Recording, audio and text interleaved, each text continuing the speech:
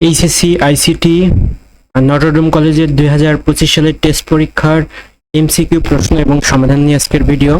এই ভিডিওর মাধ্যমে আপনারা নটরডেম কলেজের 2025 সালের এমসিকিউ প্রশ্ন এবং সমাধান দেখতে পাবেন। 1 নম্বর প্রশ্ন, ওপেনিং ট্যাগ থেকে ক্লোজিং ট্যাগ পর্যন্ত সকল কিছুকে কি বলা হয়? এলিমেন্ট বলা হয়। 2 নম্বর প্রশ্ন, অ্যাঙ্কর ট্যাগটিতে ডিফল্ট কোন কালার প্রদর্শিত হয়? গ নম্বর উত্তর ব্লু কালার প্রদর্শিত হয়। 3 নম্বর প্রশ্ন, নিচের কোনটি হাইপারলিংক? হাইপারলিংকের ট্যাগটি অন্যান্য বোর্ড বা অন্যান্য স্কুল অ্যান্ড কলেজ এর টেস্ট পরীক্ষাতেও এসেছে। এই প্রশ্নটি একটু ভালো করে শিখে রাখা উচিত। হাইপারলিংক উত্তর খ নম্বর।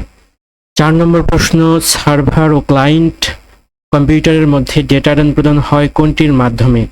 সার্ভার এবং ক্লায়েন্টের ডেটা আদান প্রদান হয় HTTP এর মাধ্যমে। 5 নম্বর প্রশ্ন, সি ভাষায় কোনটি সঠিক নয়? অ্যাস্টারিস্ক চিহ্নটি সঠিক নয়। 6 নম্বর প্রশ্ন, 5b কে বাইনারিতে প্রকাশ করলে সংখ্যাটি হবে। এটা আমরা এই অধ্যায়টি থেকে বিভিন্ন বোর্ডের বা বিভিন্ন কলেজের সাধারণত বাইনারি থেকে হেক্সাডেসিমাল থেকে বাইনারি এই পরিবর্তনগুলোই দেখে থাকি। এই পরিবর্তনগুলো অবশ্যই শিখে নিতে হবে যে কোনো পরীক্ষার বা যে কোনো প্রস্তুতির জন্য।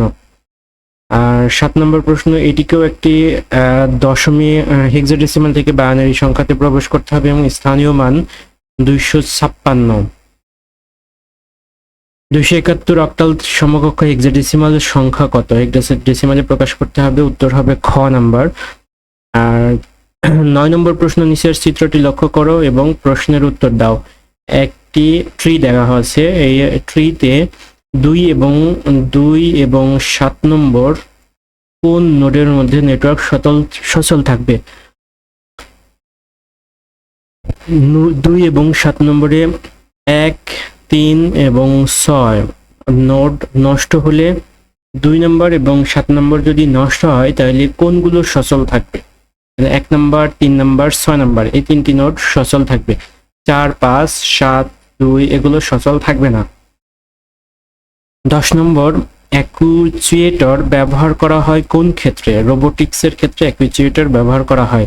11 নম্বর প্রশ্ন, নিচের কোন রোগের চিকিৎসায় ক্রায়োসার্জারি ব্যবহৃত হয়? চর্মরোগের চিকিৎসায় ক্রায়োসার্জারি ব্যবহার করা হয়। 12 নম্বর প্রশ্ন, বায়োমেট্রিক্সে মানুষের আচরণগত বৈশিষ্ট্য হলো 1 এবং 3 ভয়েস এবং সিগনেচার। বায়োমেট্রিক্সের আচরণগত বৈশিষ্ট্য ভয়েস এবং সিগনেচার। 13 নম্বর প্রশ্ন, 1 ন্যানোভাগের 1 ভাগের সমান 100 কোটি। আর 14 নম্বর প্রশ্ন, ডেটা ট্রান্সমিশন বিরতির সময় সর্বনিম্ন আইসোক্রোনাস সর্বনিম্ন সময় ব্যবহার করা হয়। 15 নম্বর প্রশ্ন, রেডিও ও টেলিভিশন সম্প্রচার কোন ধরনের ডেটা কমিউনিকেশন মোড? সিমপ্লেক্স ও ব্রডকাস্ট মোড। 16 নম্বর, উদ্দীপক অনুসারে নিচের প্রশ্নের উত্তর দাও। এটা একটা গেট দেওয়া আছে, এই গেটের লজিক সার্কিটটির আউটপুট হবে F = A + B। 17 নম্বর প্রশ্ন, সার্কিটের আউটপুট 1 হবে যখন A = 1 B = 0 অথবা A = 1 B = 1 হয়, তখন এই সার্কিটটির আউটপুট 0 হবে। ক নম্বর উত্তর। 18 নম্বর প্রশ্ন, কোন প্রজন্মের মোবাইলে প্যাকেট সুইচিং পদ্ধতিতে ডেটা ট্রান্সমিশন ব্যবহার করা হয়? তৃতীয় প্রজন্মের।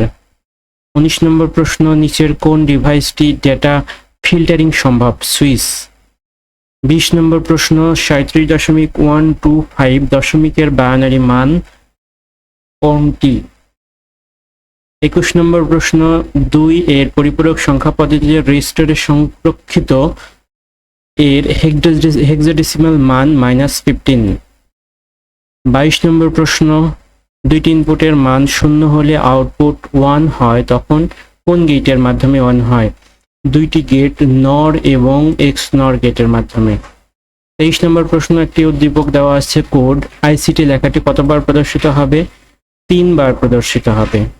4 নম্বর প্রশ্ন, 24 নম্বর প্রশ্ন, ইফ শর্ত দিয়ে বাদ দিয়ে আইসিটি লেখাটি কতবার প্রদর্শিত হবে? 5 বার প্রদর্শিত হবে।